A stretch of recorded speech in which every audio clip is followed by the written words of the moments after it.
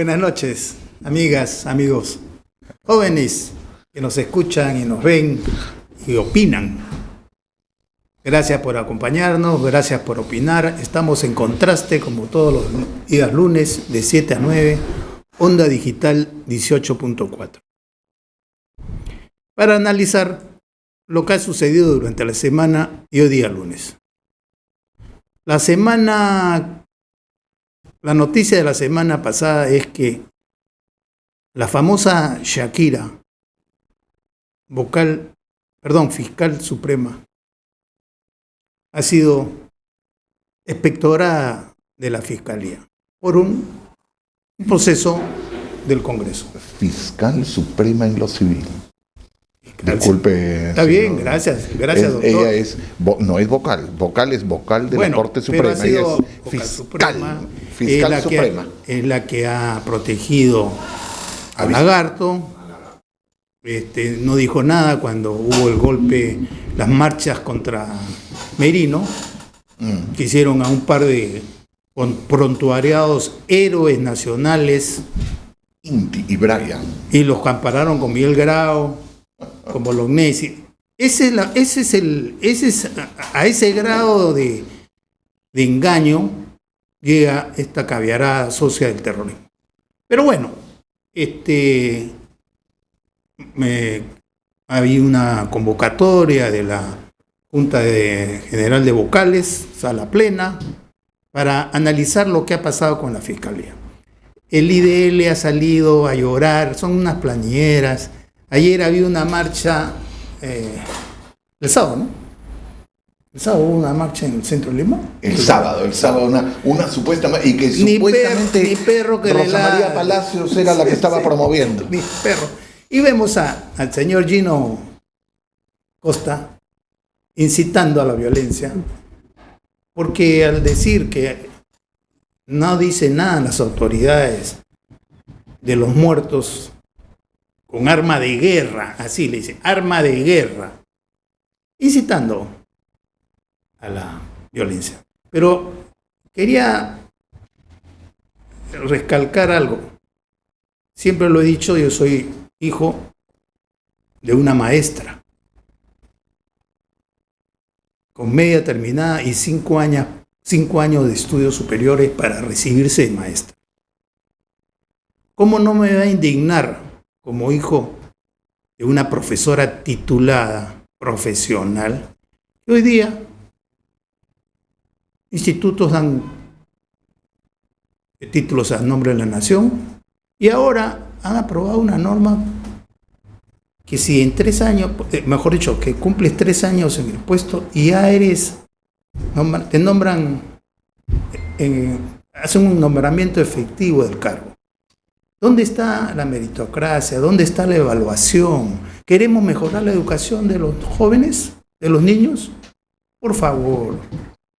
¿Ustedes creen que sin evaluación y capacitación va a mejorar la educación en el Perú? Tienen que reflexionar. Miren lo que hemos tenido de presidente. Y todavía con maestría, claro. La Ricardo Pan, perdón, en la Vallejo. Universidad César Vallejo. ¿Me entiendes? Entonces, a eso voy. ¿Qué va a pasar? ¿Va a seguir esa norma? ¿Van a seguir bajando el nivel de educación? Yo me acuerdo cuando estudiaba el señor Prado, en el segundo gobierno, quitó sexto de primaria. Yo tengo 3 hermanos mayores, somos 5 hombres, y los libros que estudiaban mis 2 hermanos mayores, cada libro, Historia de Perú, Historia Universal, Matemáticas, Ciencias Sociales, eran libros así, ahora son hojitas. Entonces el nivel lo tenemos que bajar, lo quieren bajar. ¿Esa es la igualdad hacia abajo lo que están buscando? Bueno, que sigan haciendo esto, que va a degenerar en un país imberbe. Si para un portapliegos de un banco, de una entidad privada, inclusive del Estado, te piden cientos de certificados. Y para ser congresistas, nada. Para ser ministro, igual nada. Solamente que estés en la argolla del Premier, que hoy día el Premier está involucrado, o lo quieren involucrar, no lo sé, eso recién se está investigando, con unos programas sociales que son siempre para estirar la mano. Resultados, 3 o 4 puestos han conseguido para estos muchachos y después nada. Pero se han gastado millones de soles de todos los peruanos. De todos los peruanos. Y hay varios delitos, ahí hay fe pública. Por eso, entonces, de contrato. ahora, era una gran amiga cariñosa, parece que de Cosito. Entonces, bueno, es que donde se toca o se destapa, sale la pus. Están toda la gente de izquierda ahí metida. Mala, entonces, Vizcarra. Sí, todo. Hoy día... Electo, te has olvidado un detalle. Dijiste para ser ministro, para ser congresista y para ser presidente. Por eso no. Imagínate, ¿y qué tuvimos de presidente? Nada, por eso, digo, Una acémila. Una acémila, pero, realmente. ¿cuál es el mensaje?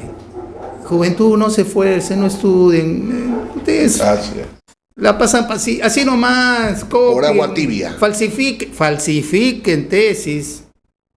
¿Ah? A Zángara los espera. Entonces, esta señora fiscal, que se ha comprobado de que los títulos que tiene de ese instituto se venden en 170 soles. Que han ido buenos catedráticos a este instituto, sí. Pero ninguno de los que han entrevistado la ha visto en clases. Entonces no ha ido, pues le han dado su paquete de títulos y se inscribió. Y en esa época no había virtual. Y llegó, no puede decir que había virtual. No. Y llegó a ser fiscal de la nación.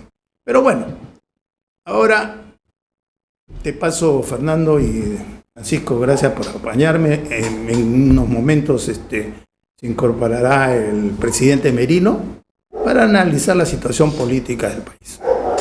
Fernando. Sí, muy buenas noches a todos. Este es un programa de opinión sobre todo, donde nosotros, en base a información verídica, verificable, nosotros damos una opinión. Tenemos un tema pendiente esta semana que probablemente se defina, que es un habeas corpus presentado por el expresidente Castillo, ¿no? De su abogado Guillermo Olivera Díaz, está planteando de que lo hecho por el Congreso fue inconstitucional, ¿no?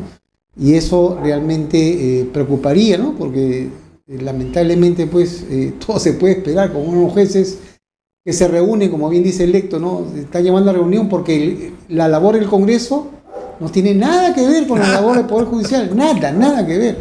Ellos tienen su evaluación, punto. Ellos pueden denunciar constitucionalmente a todas las autoridades, incluido el presidente. O sea, todos están objetos de evaluación, ¿no? Y lógicamente es función propia y exclusiva y excluyente del Congreso.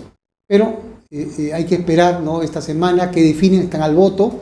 Lamentablemente lo que yo he observado es de que el procurador del Congreso, que es el supuesto defensor de la posición del Congreso, no estaba preparado, en mi opinión personal, por si acaso.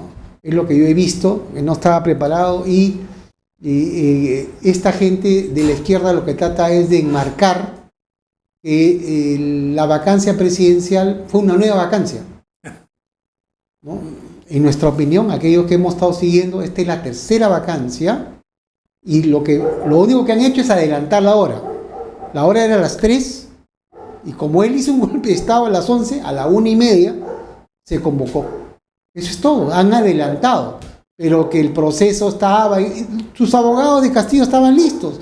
Toda la noche anterior Castillo dio un mensaje a la nación, otro mensaje a la nación, ¿no? El que decía que iba a ir. ¿Te acuerdas, no? Electo y Francisco. Sí. O sea, lo dijo.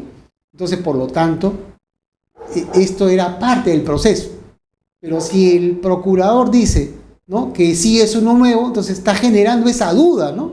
Esa duda, y lo cual para nosotros es clarísimo. Esta es la tercera vacancia, se ha cumplido con todos los requisitos y no necesitaba nada más que 87 votos. Y lo que hubieron ese día fue 101, Y si el presidente hubiera votado, hubiera sido 102, ¿no? Esa es la realidad. Pero Francisco, que es el abogado del equipo de este programa, queríamos tu opinión, por favor, Francisco, sobre esta parte que yo tengo esa duda, ¿no? A ver, ante todo, buenas noches a ustedes, compañeros del programa. Ilumínanos. A ver si podré hacerlo, señor electo. No, por favor. A ver, acá Fernando ha descrito bien, creo que muy buena parte del país, hubo un golpe de Estado. Él salió en medio nacional, en cadena nacional, y dijo lo que dijo. Ya sabemos qué es lo que dijo. Muy bien.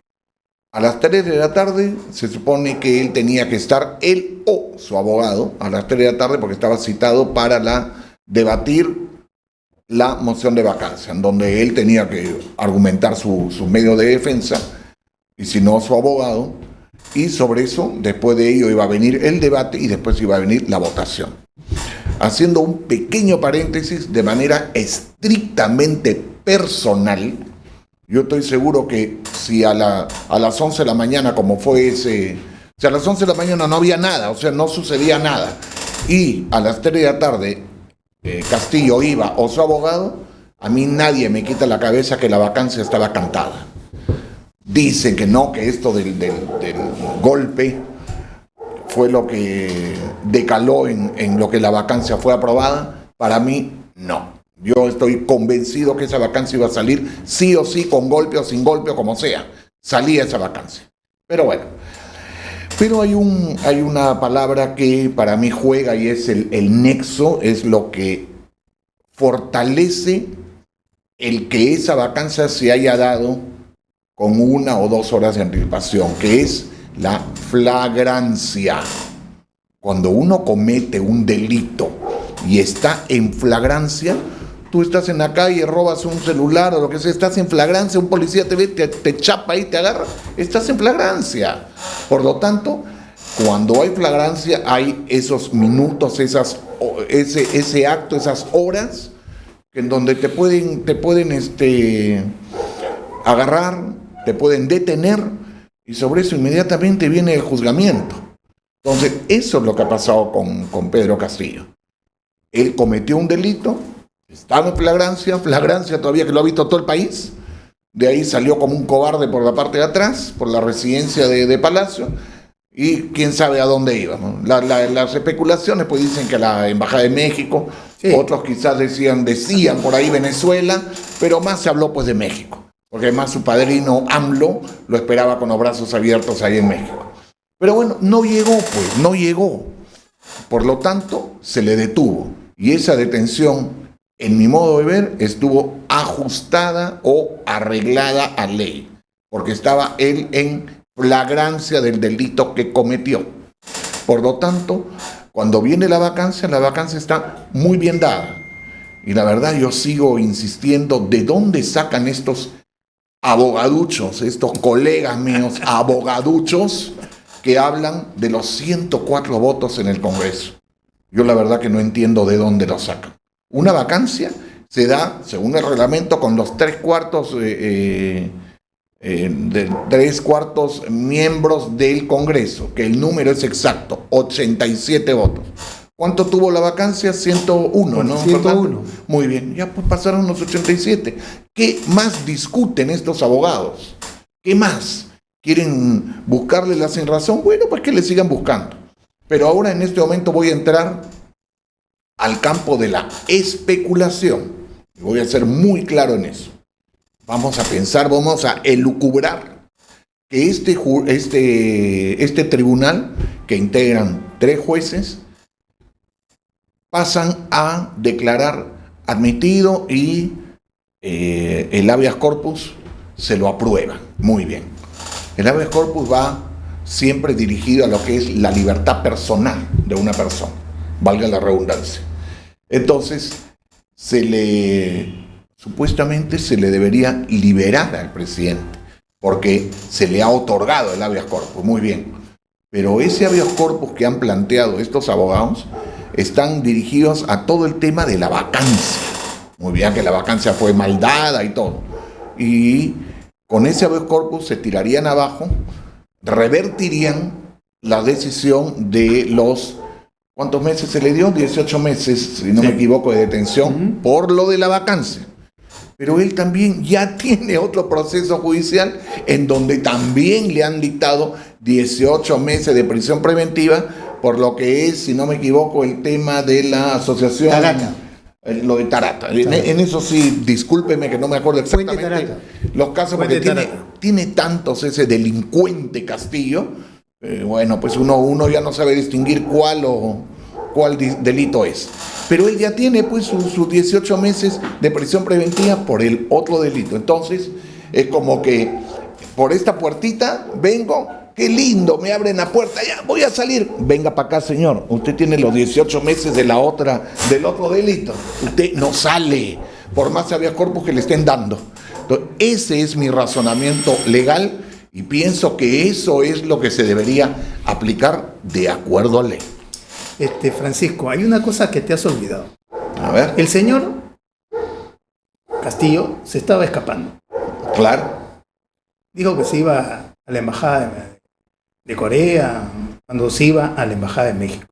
Y es tan cierto de que se iba a la embajada de México escapándose, fugándose, porque las Fuerzas Armadas y la policía no lo apoyaron. Así es. Que la señora Premier, su corazoncito, también se iba para la cosa más embajada de México.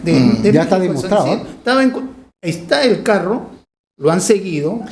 Por GPS. Que iba.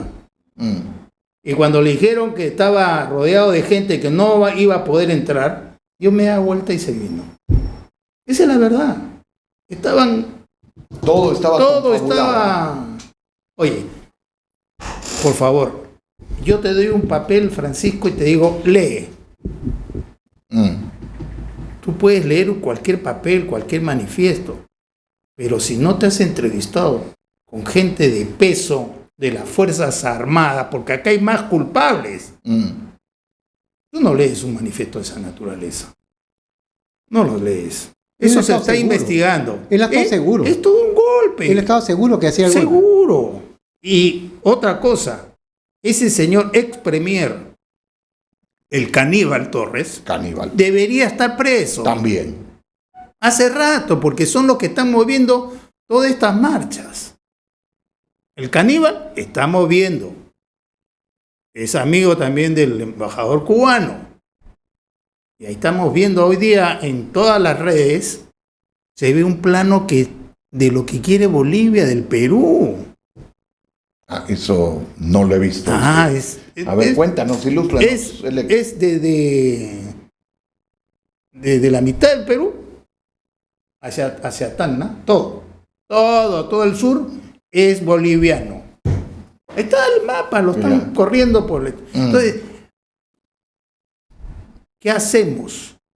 ¿Y por qué se fijan en el Perú y por qué no se van contra Chile y que estos bolivianos recuperen pues lo que perdieron en la Guerra del Pacífico, pues sin vergüenza? ¿Por qué no se van a Antofagasta, el río Loa, pues por qué no se van ahí bolivianos sin vergüenza, cobardes, Francisco, con su presidente Hilarión Daza, que se retiró y todo en plena Guerra del Pacífico? Lo que pasa es que los gobiernos han descuidado.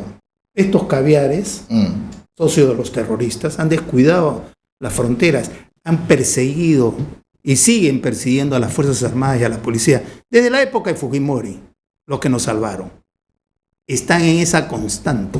Ayer, cuando hemos visto a Gino Costa diciendo, porque los han matado con bala de fusil de Fuerzas Armadas, armamento de Fuerzas Armadas, chillando y llorando en la Plaza San Martín. ¿Y quién es él para decir eso? Bueno, ¿dónde están las pruebas? Es un caviar. Mira, su socio y amigo Chichovelo Belaunde, que fue congresista. En la marcha dijo que había 14 desaparecidos. No hubo ni uno. Es que lanzan, y ni qué decir, pues, de Gorriti, que sale, que le han puesto, prácticamente era una bomba, le habían puesto la flor blanca, amenaza de muerte. Sale la curvilínea Rosa María Palacios a convocar este paro. pero no va. Ella convoca, pero no va. Bueno, ahí lo dejo. Perfecto. Vamos a un corte para continuar con el programa. 5 minutos.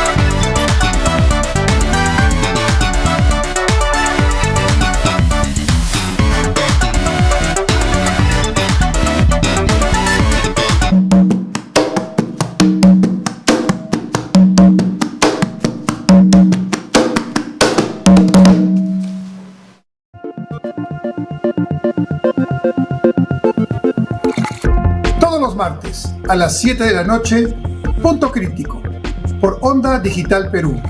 Un programa dirigido a analizar los principales acontecimientos de la economía y la política a nivel nacional y mundial. Punto Crítico, todos los martes a las 7 de la noche, por Onda Digital Perú. Los espero.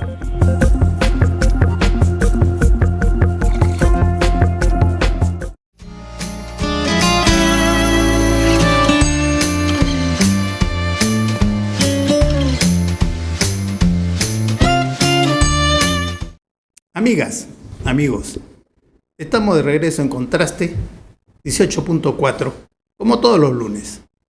Le cedo la palabra a Fernando para que Vamos a ver los videos. los videos y analicemos los videos. El video número ¿Y 1, cuáles? por favor, si fueras tan amable. Puno y una verdad incómoda.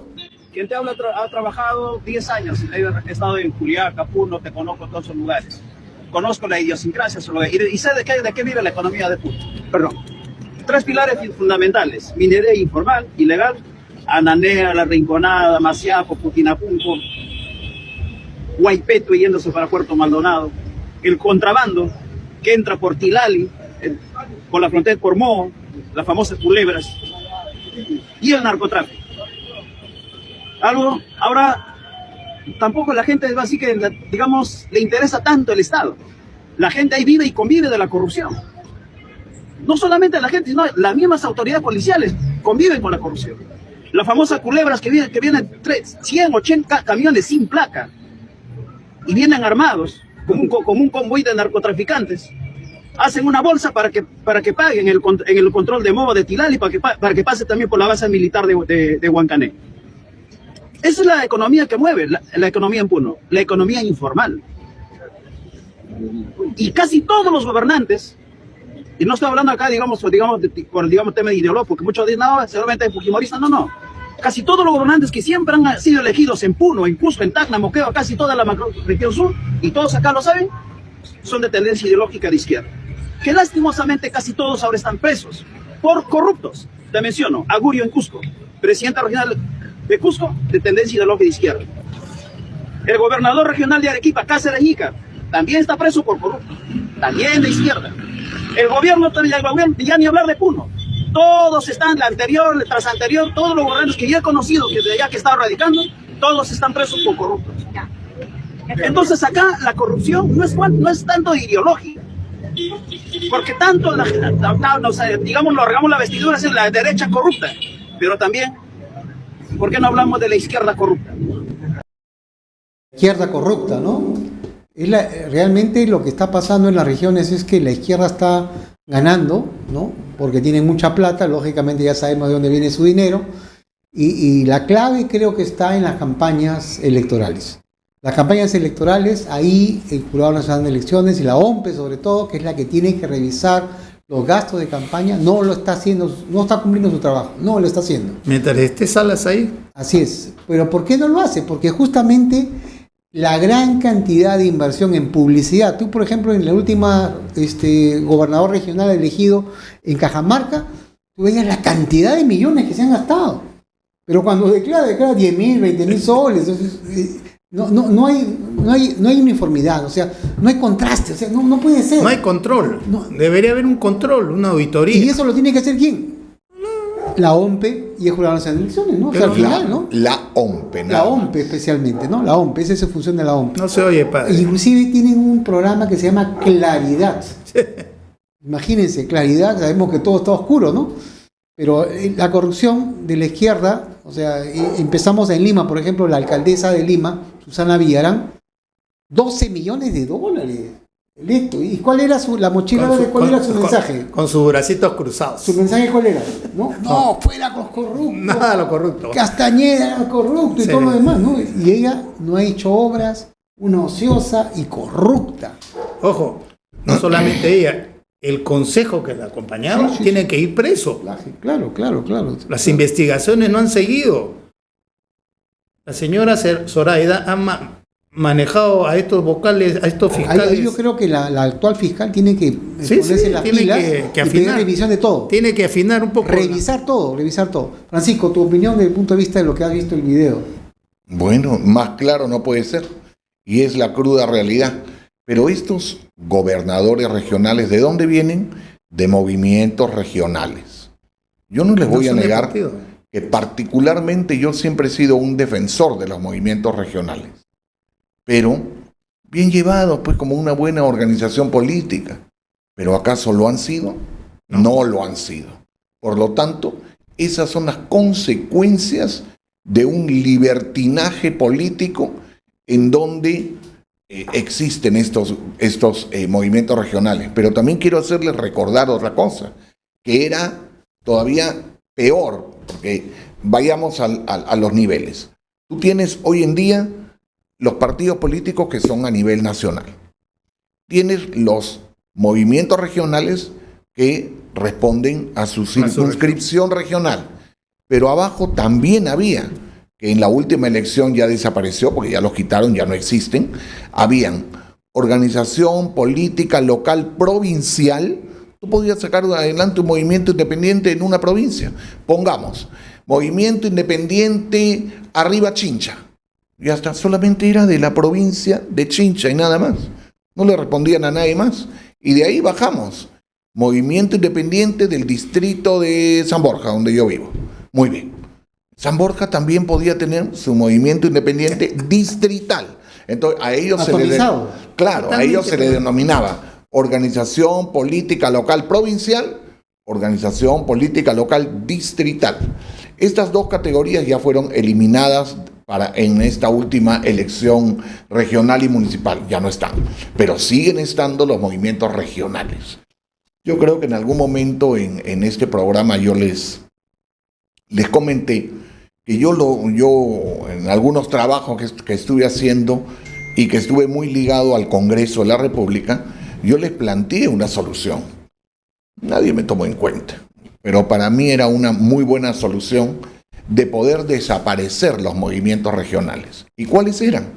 Era que si querían aparecer nuevos partidos políticos, podíamos hacer que ¿cuántas regiones tenemos? 24. Entonces, si tenemos 24, era la mitad, 12 más 1, 13. Y poniéndoles un poquito más, ajustándolos, 14. Entonces, mi propuesta era que si 14 movimientos regionales de 14 regiones distintas hacían una fusión, se fusionaban, hacían todos los documentos ante una notaría y todo, y de ahí llevaban y se presentaban al Jurado Nacional de Elecciones, podían formar, con solo eso, podían formar un nuevo partido político. Pero, lógico, ya desaparecían del listado de movimientos regionales. Entonces así nos podíamos librar de una buena cantidad de movimientos regionales. A muchos les pareció que no podía hacer eso. Bueno, no fructificó esa propuesta. Entonces seguimos con los movimientos regionales y ahí están, pues son los pequeños reyesuelos que tenemos en las diferentes regiones donde roban, donde la corrupción campea y donde se creen, pues, no ven ustedes muchas veces cuando es la juramentación de los nuevos gobernadores, se ponen una cinta inmensa, una medallaza acá, otros se ponen hasta ¿cómo se llama esto? Una banda presidencial. Como si fuera una banda presidencial. Sí. Entonces, pues, son pues reyesuelos. Y eso el sistema político ya no lo aguanta más. ¿Tiene que haber una reforma política? Sí. Claro que tiene. Este Congreso, en el periodo anterior, cuando estuvo Mari Carmen Alba de presidenta, ¿quién estuvo de presidenta de la Comisión de Constitución? La señora Patricia Juárez, a la cual le tengo mucho respeto, es una abogada, una mujer con mucho tino, muy inteligente, y ella, siendo presidenta de esa comisión, sacó adelante muchos proyectos, se aprobaron muchos proyectos de ley de reforma constitucional y de reforma de cuestiones políticas y electorales. Pero todo quedó en nada. ¿Acaso cuántos de esos proyectos llegaron al Pleno? Nada. No ha habido consenso. Otros dos congresistas, a los cuales fuera de todo me cae muy bien y que han presentado propuestas que tienen mucha carne. ¿Quiénes son? La congresista Tudela y el congresista Cabero. ¿Cuántos proyectos de ley han presentado? Y nada llega al Pleno. Entonces, la voluntad política de hacer reformas no llega, pues no se oye, padre, no se oye. Entonces, seguimos con este sistema político que realmente cada día se descalabra más y cada día se derrumba más, y nosotros seguimos en lo mismo. Lo que pasa es que el hacer política hoy en día es un negocio, ¿no? El hacer un movimiento regional es un negocio, es una inversión, ¿no? Y quienes ponen la plata son los que hacen las obras. Y ahí está el problema, ¿no? O sea, es como decir, Odebrecht chiquitos, ¿no? Odebrecht chiquitos, y eso realmente preocupa. ¿Por qué? Porque al final vemos la cantidad de obras que no han terminado, que no han sido concluidas, y adicional a ello los actos de corrupción. Por ejemplo, los anteriores gobernadores, todos sin excepción, tienen denuncia fiscal por corrupción, todos. Entonces ya te imaginas, pues, o sea, oye, nadie se salva, ¿no? Es que Fernando, nadie se salva. Sabemos que hay una corrupción galopante, no es de ahora. Entonces, la salida es obras por impuestos. No le pueden dar a los gobernadores la plata. Yo creo que es una buena salida eso. No hay otra. No hay otra. Ahora no hay se otra. la roban. Pueden jurar y rejurar. Estamos viendo este programa que están reactivando, que lo implementó Nadine con Mala, y ahora el premier lo está, parece que la señorita... La viceministra. No, una señorita, creo que viceministra. Ahorita es viceministra. trabaja. Esa es la que viene desde la época de sí, pues Humala. va y se queda conversando 1 hora, 2 horas con el señor premier, y el programa no da fuego, pero sí gasta. ¿Cómo se llama? Juventud, creo. Algo era de juventud. Es para generar empleos a la juventud. los jóvenes de 18 a 29 años. Claro. Entonces es la promoción del empleo para ellos. Pero en la práctica no se está dando, ¿no? Ni a 4. Sí, no se da. No. Y gastan le están millones. pagando. Y le están pagando. No, O sea, entonces, quiere decir que ahí hay fe pública. O sea, hay por eso engaño. te digo, pero Hay engaño. hay engaño, y la juventud. Es corrupción. que Es corrupción. La juventud Eso es que corrupción. necesita trabajar va, acude, se inscribe, presenta papeles y los bypasean, los mecen. Los engañan. Y por eso, en esta tribuna le decimos a la juventud: participen en política, inscríbanse en partidos. No pueden dejar su futuro en manos de lo que estamos viendo que mueven el De país. gente que tiene otros intereses, ¿no? O sea, esta gente que entra a esta política, a estos movimientos regionales, la mayoría son corruptos, ¿no? O sea, eso lo demuestran en la Contraloría con su informe, ¿no? Su informe en la Contraloría habla de 21.9% del presupuesto que se roba. Entonces, más de la quinta parte que te robe de lo que te dan para gastar, o sea, ya es un indicador de que son choros. Fernando,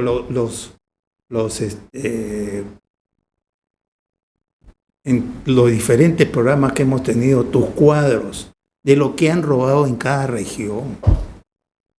No puede ser. Lo que tú me decías la última o antepasada semana, sobre lo que se ha robado en Puno, más de 2.000, 3.000 millones de soles. Con eso le ponen agua y desagüe a todo Puno. Escuelas, hospitales, puestas. No, y siguen. ¿Y quiénes eligieron esos alcaldes? Eso, bueno, ellos mismos. Mira el de Tacna. ¿De qué línea son? De izquierda. O sea, no fastidien. Pues. Mira el de Tacna. Tenía que estar en casa, detenido. Y votaron por él. Ese señor. Prisión domiciliaria. Sí, prisión domiciliaria. Ese señor va a ser un buen gobernador de Tacna. Por favor, pues. Bueno, se han elegido a Perú Libre ahí. Ya, Por eso. el nivel que tienen, ¿no? O sea, Bueno. y eso es falta de información, creo yo, porque no creo que todos sean tan ignorantes de votar por esta gente de izquierda que hace tanto daño, ¿no? O sea, Sí. nadie puede hacerse tanto daño. Sí. Es como que los judíos voten por Hitler, ¿no? O sea, es de locos, ¿no? Pero esa es la calidad de educación que tenemos de los profesores, que ya no van a ser evaluados, sino que a los 3 años del cargo, ¡pum! Nombrado. No Vamos a puede ver, ser. No puede ser. electo. En ese sentido, concuerdo contigo, pero creo que todavía hay algún tipo de esperanza. ¿A qué me refiero? No te olvides que, bueno, aquí ya se llegó a aprobar la ley, porque la otra, la que era la ley Mordaza, se logró pararla sí, sí, en la segunda votación y ya se la tiraron abajo. Esta sí ya ha sido aprobada por el Pleno del Congreso, ya es ley, o sea, ya es ley aprobada. Ahora tiene que pasar al Ejecutivo para que la promulgue. O la Del observa. Ejecutivo, así es, el Ejecutivo tiene 3 caminos, y eso, un poquito de docencia también electo, la gente para que sepa y conozca. Cuando el Pleno del Congreso aprueba una ley, esta ley, con su autógrafa, con todos los sellos y todas las formalidades que se requieren, esta autógrafa pasa al Poder Ejecutivo, pasa al despacho de presidencia, donde hay un secretario general de la Presidencia de la República, y él despacha con la presidenta, y lógico tiene que estar el ministro respectivo, porque ninguna ley sale si no tiene refrendo de, aunque sea un ministro. Entonces, ¿qué tiene que ver con el tema, ¿no? Claro, La ley. Entonces, ¿qué pasa con una ley? Con esa ley pueden suceder 3 cosas. La primera, que simplemente la firmen, la promulgan y sale publicado en el peruano. La segunda es que la observen. ¿Qué quiere decir que la observen? Que, oiga, ustedes, Congreso, han aprobado esto. Yo, como Poder Ejecutivo, no estoy de acuerdo con esta ley, con lo que ustedes han aprobado. La observo, no, yo te observo esto, no me gusta esto, no me parece esto, y te la devuelvo al Congreso. Tiene 15 días útiles para Que observar. tiene 15 días útiles para observarla. Y el tercer camino que muchas veces la gente no conoce es cuando pasan los 15 días útiles y el Poder Ejecutivo promulga. no dice nada. Silencio. Absoluto. No hace nada.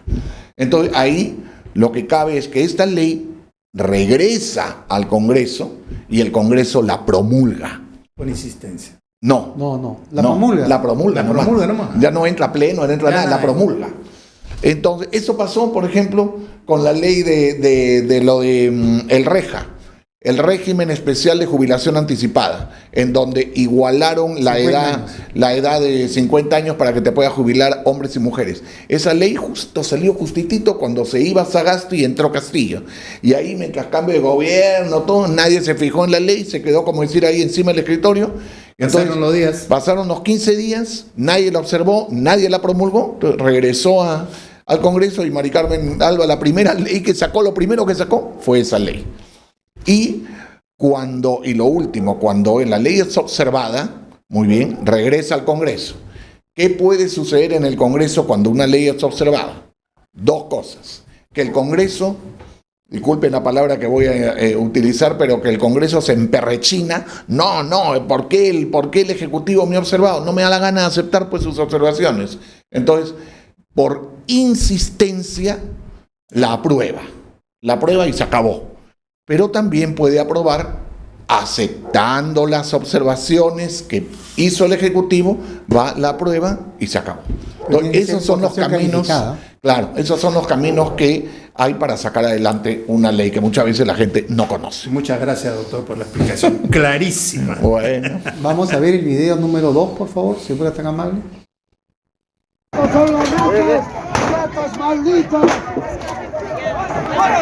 Tengan cuidado. Ya empezó lo que es el contingente. Están disparando. En este momento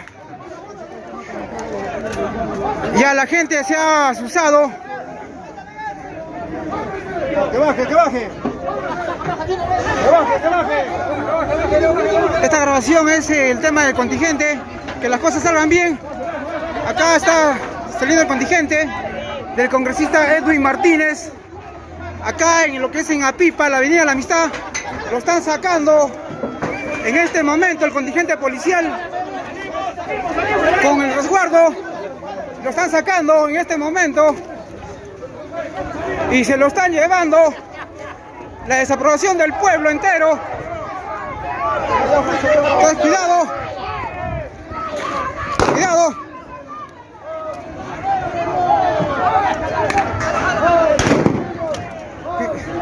Vecinos, con cuidado.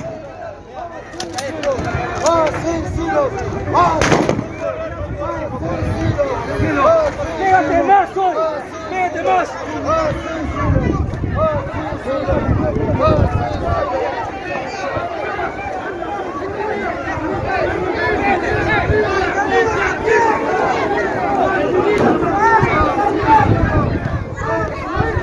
¡Cuidado, cuidado!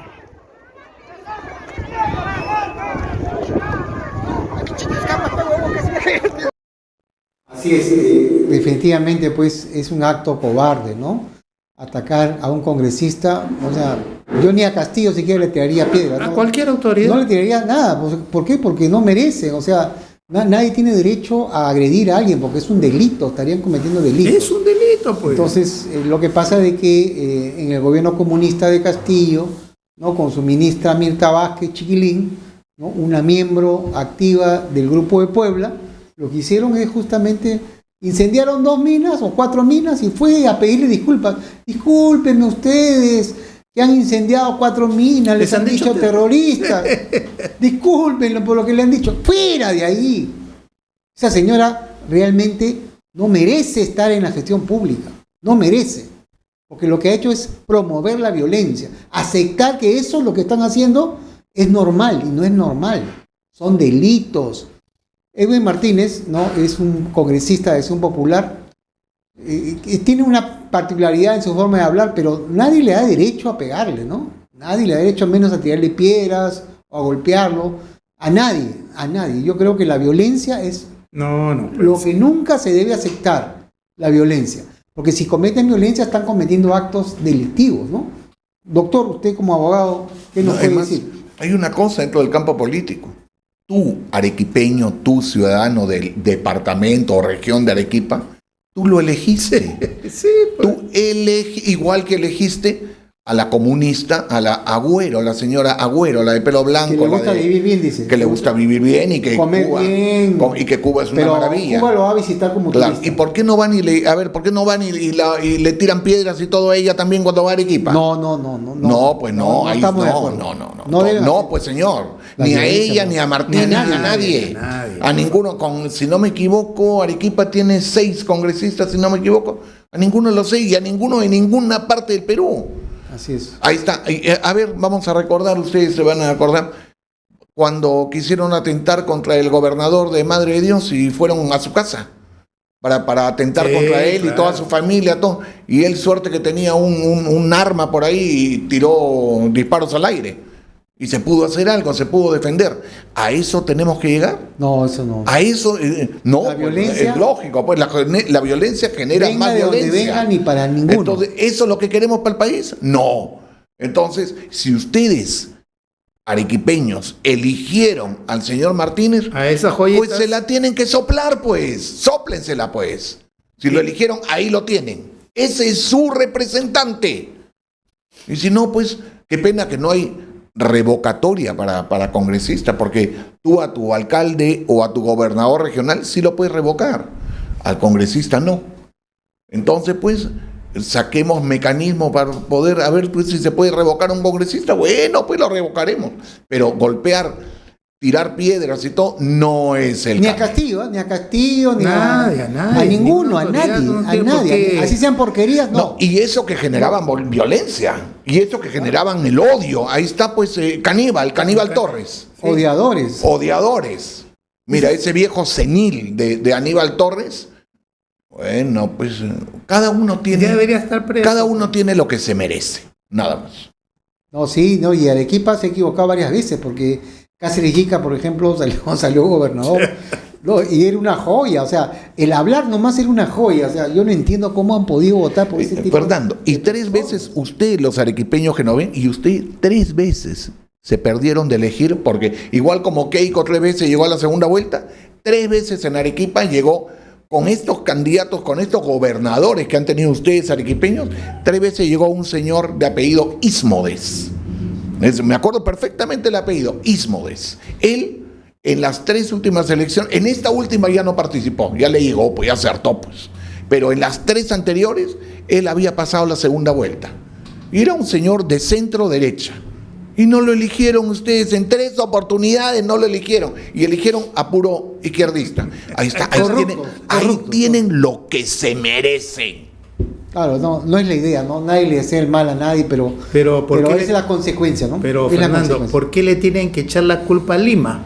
No. El Lima no votó por error es ellos. de ellos. Sí. Ellos han votado por sus autoridades. No, y la plata se la ha entregado Lima a ellos. Y en el caso de Cáceres y Jica, también la segunda, el tercero también tenía antecedentes. O sea, no solamente cogen mal al gobernador, sino a los que están atrás, ¿no? Al vicegobernador, a los consejeros regionales. Entonces realmente pues preocupa. Creo que ahí hay un problema. El problema central está en el tema electoral. Ese es un problema central. Que no controlan los gastos de campaña. Los gastos de campaña te dicen claramente que hay plata negra, plata cochina atrás. Y esa plata cochina, plata negra es Odebrecht chiquito. Entonces lo que tenemos que hacer es realmente el Jurado Nacional de Elecciones, que la OMPE sobre todo, que es la encargada de ver y controlar eso, trabaje adecuadamente. Pero con esa cabeza que tienen, pues yo creo que no va a cambiar nada. Fernando, es que, te digo, ahí no es por... Muchas veces rajamos de las instituciones y todo. La OMPE puede tener todos los instrumentos para ver y fiscalizar estos aportes de campaña, muy bien. Pero lo que no puede hacer pues es condenar. Eso solamente lo hace el Poder Judicial. Entonces se ve tanta inmundicia ahí en lo que son los aportes de campaña, pero yo les diría, ¿cuántas denuncias penales hay por esto de aportes de campaña? ¿Cuántas denuncias ha presentado la OMPE al Poder Judicial? Ninguna.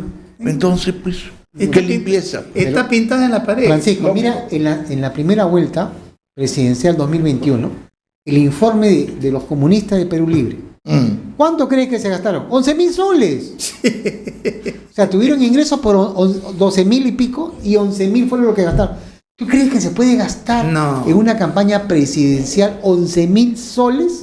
Un estrado que le ponían a la Sémila de Castillo, ni 11.000 soles. Eso es responsabilidad de la OMPE. O sea, solo por eso ya deberían sacar a toda esa gente que estuvo ahí en la OMPE. Pero mire el caso pues de la señora de la chalina verde.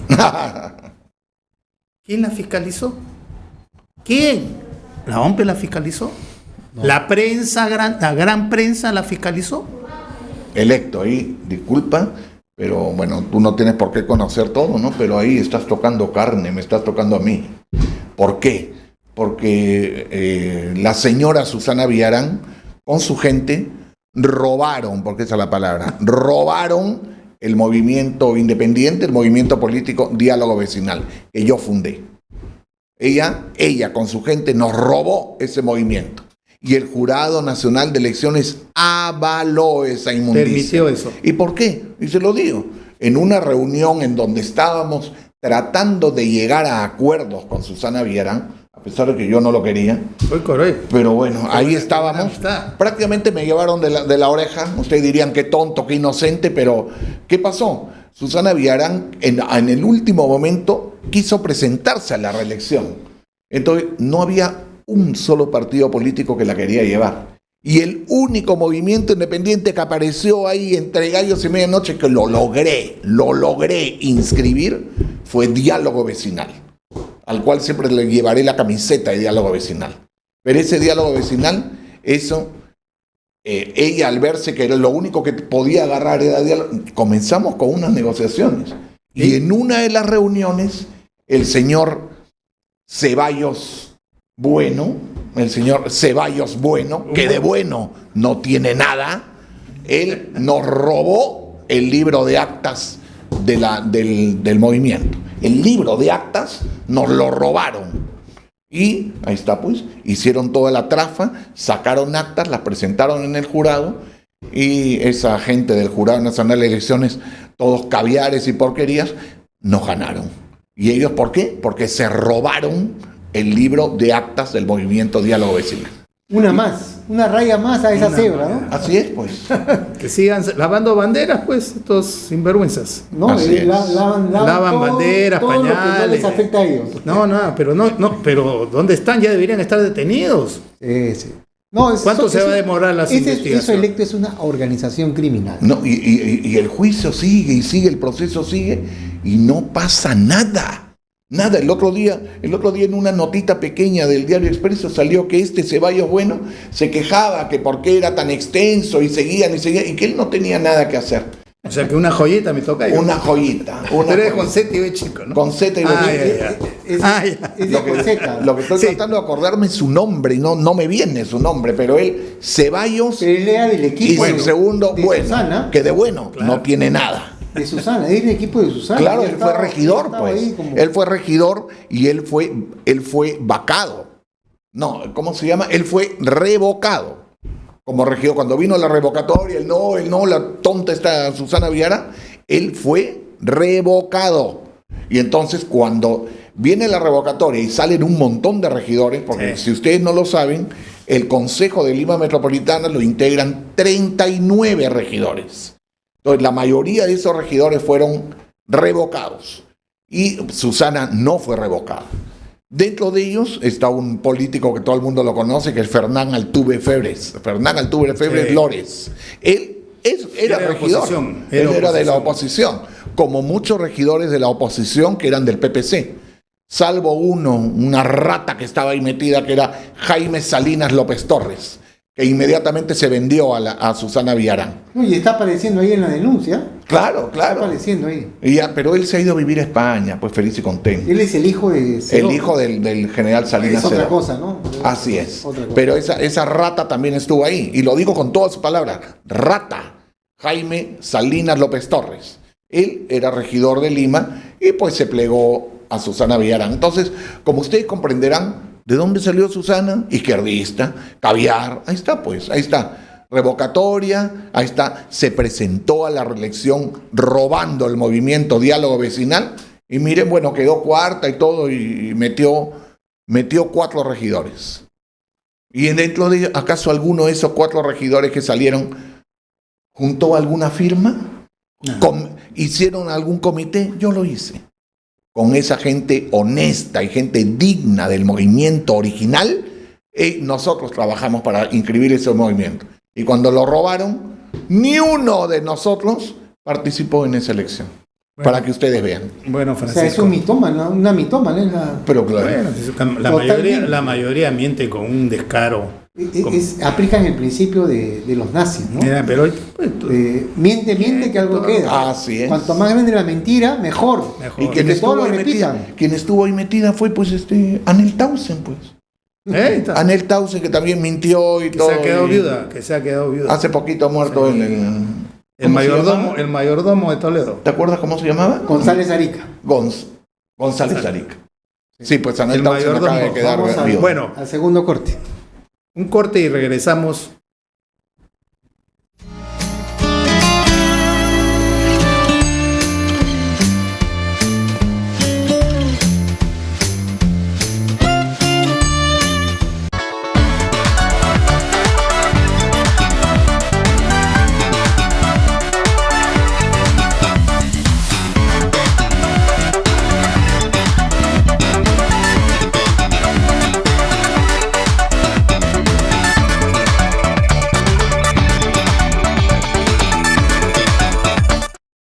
Algunas veces es formal, otras es más casual, a veces es pícaro, pero siempre muy entretenido. Por fin es hoy, con Hamilton Segura, por Onda Digital Perú, canal 18.4, también por Cable Más, canal 791 y por los viernes a las 21 horas no te pierdas El Constitucional, que se transmite por Onda Digital, canal 18.4 en Lima, a través de nuestro Facebook Omar.Sar y por la plataforma de LP Pasión por el Derecho. Toda la actualidad constitucional y procesal constitucional la vamos a analizar contigo, corto y fácil, como de costumbre.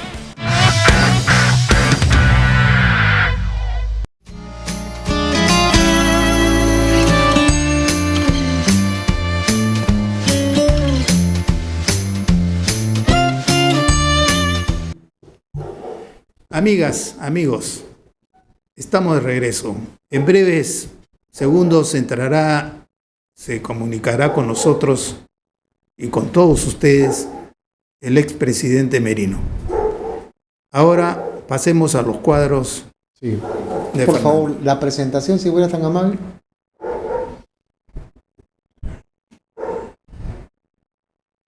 Análisis, ¿no?, de un expresidente para un Perú mejor. La siguiente, por favor.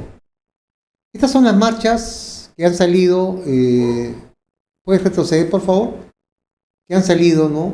Un fracaso total y mentira de los medios alternativos. Miren ahí, por ejemplo, ¿no? Regresa, por favor. 100.000 personas. Mentira. Electos, 100.000. ¿Cuántas personas ves ahí? Es una copia page, ¿eh? O sea, yo no estoy. Es una copia page de la lo que han publicación. publicado, ¿no? 100.000 personas. Abajo, ¿cuántas ven ustedes? Francisco, ¿ves cuántas hay? ¿Cuántas calculas abajo? Lo único que yo veo es mentira nada más. Eso es lo que pasa, ¿no? Eso es lo que pasa. Eso es lo que... mentir, No nada es que más. nosotros deseemos que ocurra, ¿no? Ahí Lo que está. estamos haciendo el análisis es de que esto es mentira, ¿no? Es una farsa. Porque eso es lo que se ha caracterizado a esta gente de izquierda, ¿no? De esta izquierda mala, ¿no? ¿Y La siguiente, qué, por favor. Fernando, ¿y qué exigen? El cierre del Congreso, el regreso de Pedro Castillo. Esas no son exigencias, pues. Cambio de Esas- constitución. Cambio de constitución, eso es lo que deberían hacerle a esta gente, una trepanación craneana, a ver qué tienen allá adentro. Bueno, Estos medios están defendiendo al gobierno comunista de Castillo. Mira, pese a que ya no está, lo están defendiendo. Y lo peor de todo, que Dina Boluarte le da publicidad. Yo digo, no puede ser. ¿Cómo le puede dar publicidad? A Inti Noticias, a Rimayaca, Exitosa, Canal N, lleno de publicidad el Estado. Y hay una cosa que sí me parece mal. El programa Punche Perú es un programa para generar desarrollo. Están haciendo publicidad con Punche Perú. imagínate. O sea, Punche Perú es para generar desarrollo, para abrir, para generar empleo, no para publicidad con estos medios. Estos medios adictos al comunismo. Hoy día, por ejemplo, con Exitosa, lo veo pues, haciendo campaña, ¿no? Para generar bigotón. conflictos. El bigotón. Para generar conflictos. Entonces no puede ser, no puede ser. O sea, el gobierno debe cortar la publicidad a estos medios. Así, cortarlo totalmente, ¿no? Lo han informado y todo lo que ven ustedes ahí, ¿no? Y también estas personas que hoy día están calladas, pero que se fueron al exterior, ¿no? Como el caso de Lourdes Huanca y Fray Gamonal, ¿no? Le han dado solamente Le han dado 30 millones. 30 millones nada más, Nada por más. favor. Y Ella quería que- 50. 50, ¿qué Querían es 50. esto? Qué grosería. Esto pues te indica algo pasa en el país, ¿no? O sea, ¿qué está pasando con Dina Boluarte, no? O sea, no tiene los reflejos adecuados, rápidos, eso ya lo sabemos, es muy lentita, pero adicional a ello, no puede darle publicidad, dice la PCM, ojo, la encargada de la PCM, no puede darle publicidad. Pero ¿quién? Eso no lo da ella. Lo da el Premier. Hazme el favor. Sí, la PCM. Entonces lo que hay que hacer es auditar, pues, ¿no?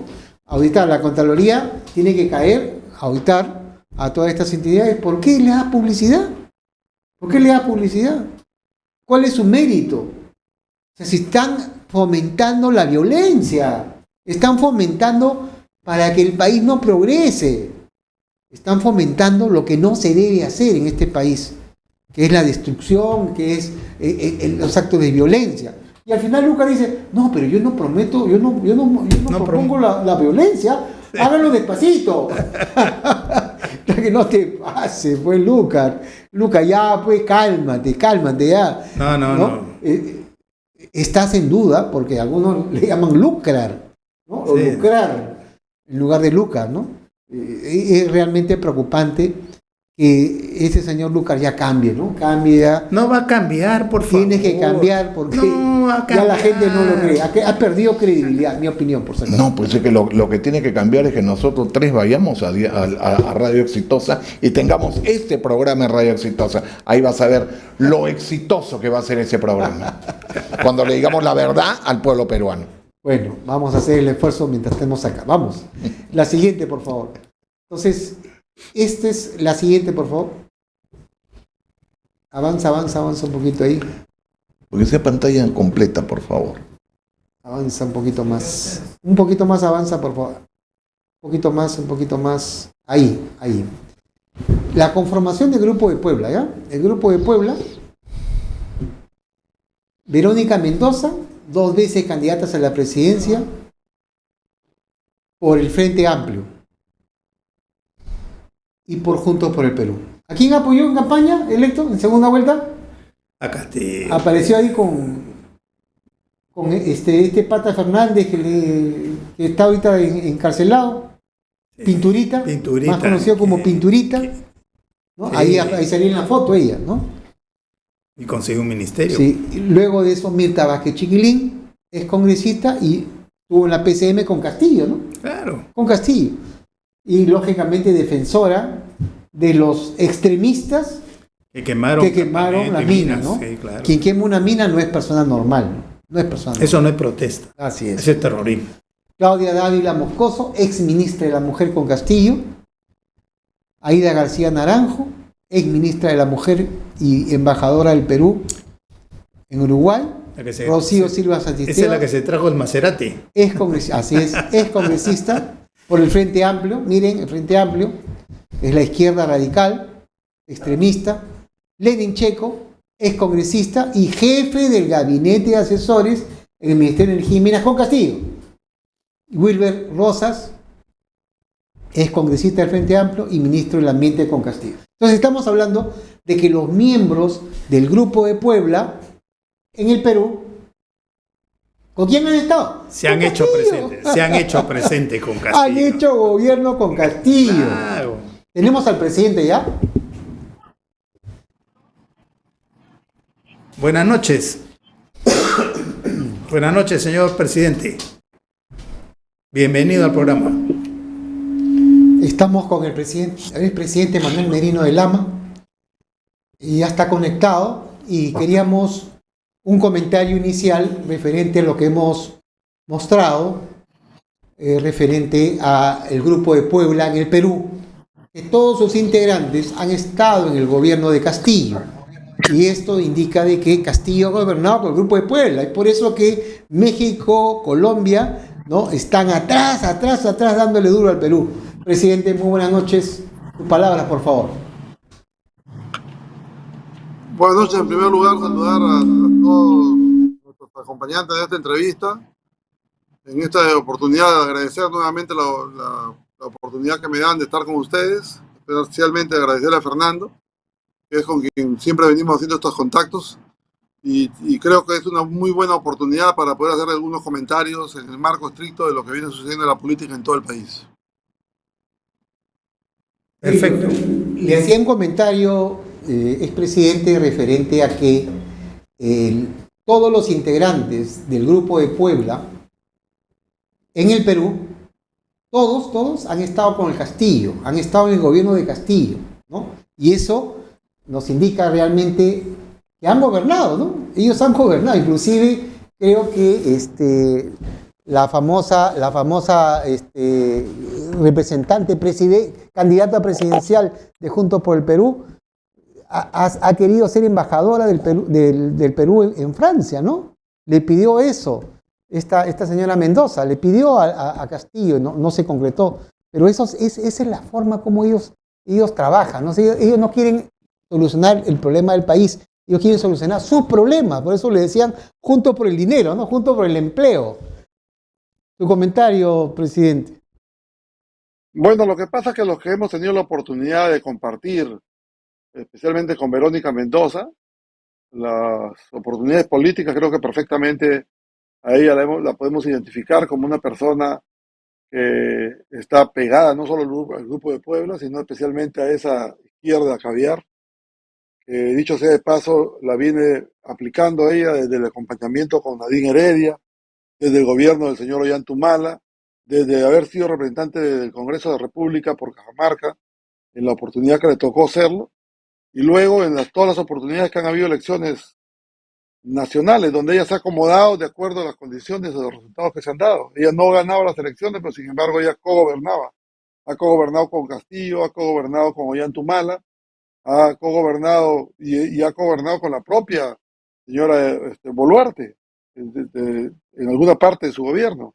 Entonces, en consecuencia, creo que ella, para nosotros particularmente como ciudadanos, debemos conocer la estructura, digamos, de su interés de ella, que es el colocamiento de su gente, que es el poder cubrir, digamos, o poder estar cubriendo los espacios políticos en los diversos ministerios, estrictamente con su posición política que ella tiene.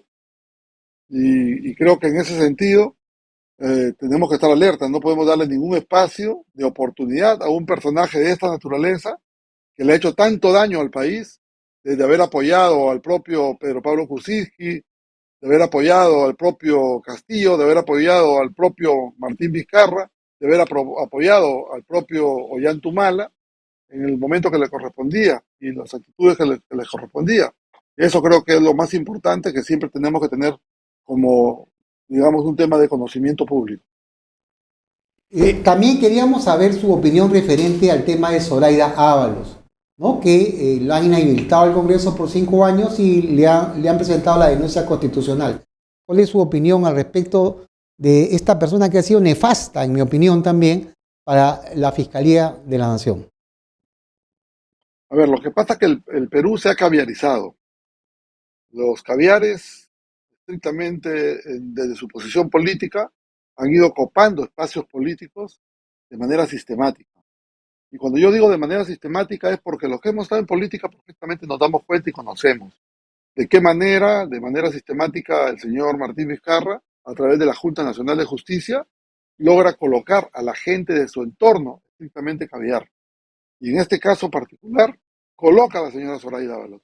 La señora Zoraida Ábalos ha tenido unas serias investigaciones que creo que no han tenido la profundidad de la investigación que debe haberse dado, y creo que los resultados el día de hoy fueran otros. En el periodo cuando yo estuve como congresista de la República, yo recuerdo que la señora María Teresa Cabrera hace una denuncia constitucional donde pone fotografías de la cual en algún momento tuve la oportunidad de aparecer quizás en esas fotografías como parte de un grupo de galleros, de donde ahí aparece el señor Vizcarra en La Libertad, en Trujillo, cuando fue jefe del proyecto especial de Chavinochic, y en esa fotografía se hace una identificación donde posiblemente, digamos, en esa fotografía aparecía personajes como la señora Zoraida Ábalos y que, dicho sea de paso, las investigaciones dieron por negativa.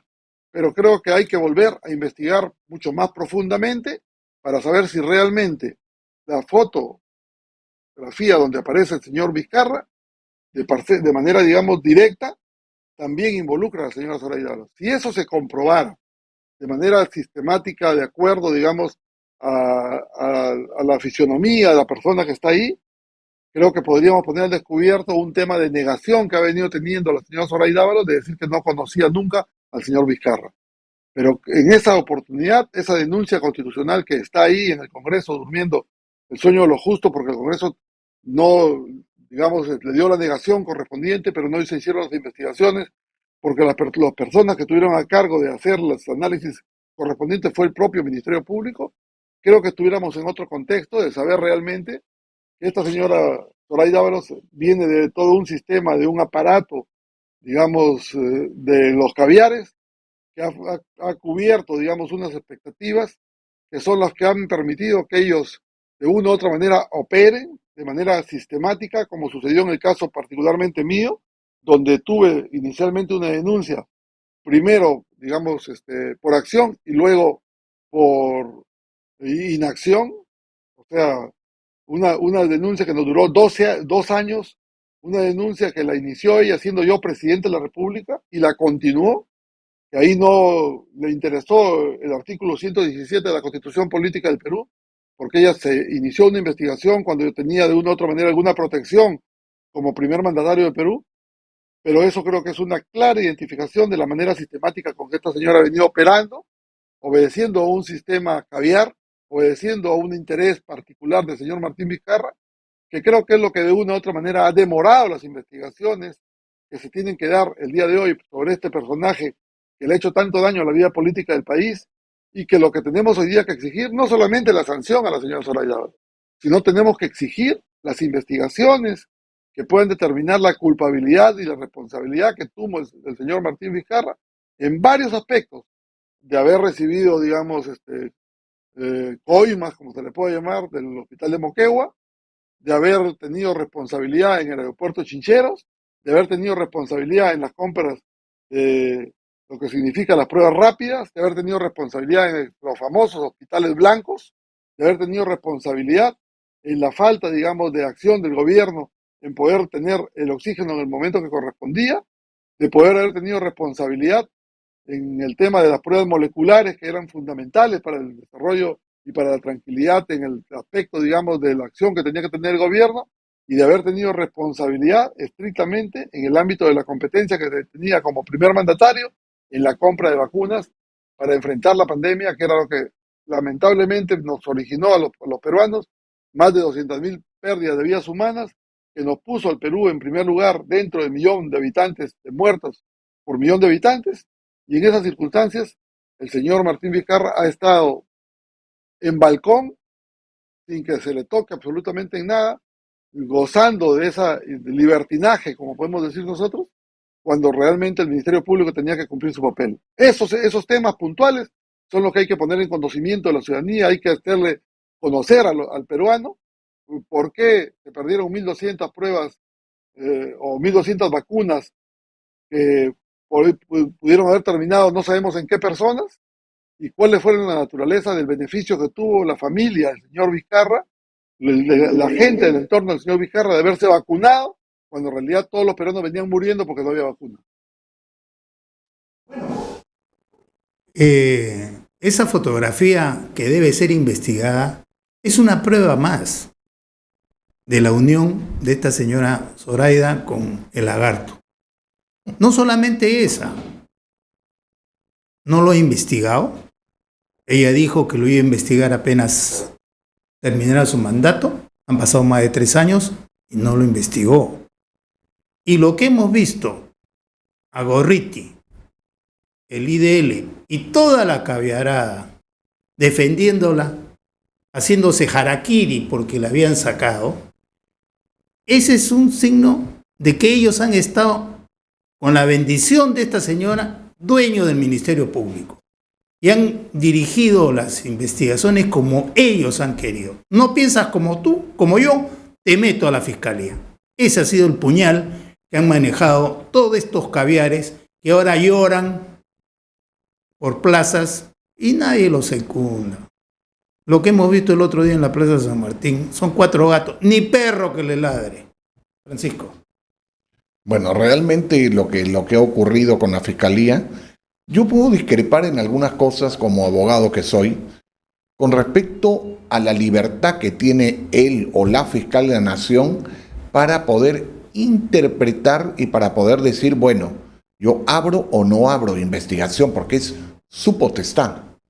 Pero voy al hecho que el artículo 117 de la Constitución, que tanto se habla, ya tenemos 4 legislaturas con esta que ha terminado ahorita el viernes, con este gobierno, con este periodo presidencial, y no han cambiado el artículo 117, que tanto dijeron que lo iban a hacer. Entonces yo creo que es algo primordial cambiar ese artículo 117 para que no hayan esas 4 causales, sino más causales, como corrupción y X causales más. Pero realmente el manejo que se ha tenido es deplorable. ¿Qué opina Manuel con respecto a eso? Mira, Francisco, y mira, electo, comparto plenamente y seguramente igual lo compartiremos, en este caso aquí en el set, lo relacionado a los efectos y a los hechos que vienen sucediendo en el país.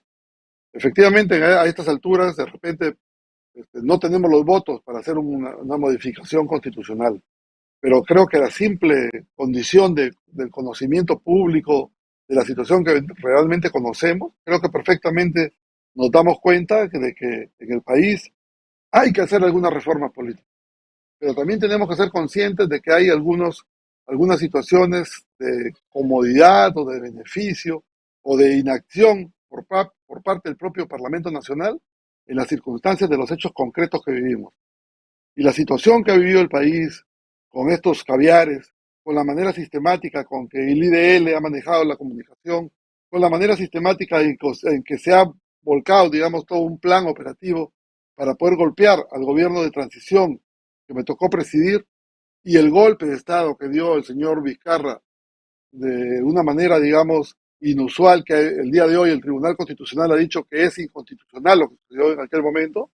Entonces, esos hechos prácticamente demuestran cómo un poder, como en este caso el Tribunal Constitucional, hacía obediencia total a las posiciones caviares y a las posiciones, digamos, radicales que tenía, en este caso, el señor Martín Vizcarra, que le hacían dar un dominio total de lo que él determinaba. Y que la señora, en este caso fiscal Zoraida Ábalos, fue un personaje que estuvo al servicio de estas personas. Y estuvo al servicio porque creo que es bueno recordar los acontecimientos y los hechos que sucedieron cuando tocó la asunción del mando, en este caso del presidente de Brasil.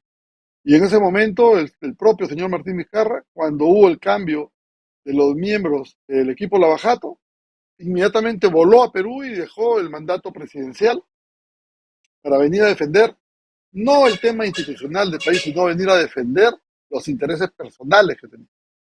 Entonces, estas circunstancias realmente creo que ponen el contexto de los hechos que hemos vivido todos los peruanos. Y que si bien es cierto, hoy día podemos tener críticas seriamente, digamos, cuestionables contra este Congreso, también tenemos que reconocer que han habido actitudes valientes de este Congreso que han permitido de una u otra manera descaviarizar parte del país, no en su totalidad.